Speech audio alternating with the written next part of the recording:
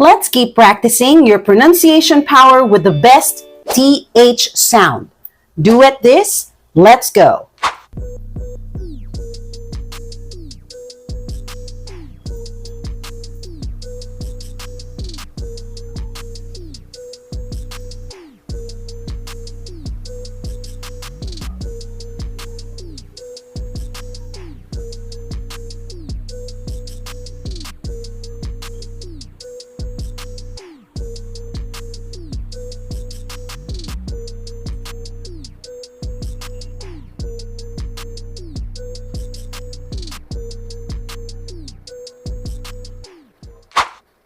How'd you do? Let me know in the comments as we continue to learn, unlearn, and relearn English.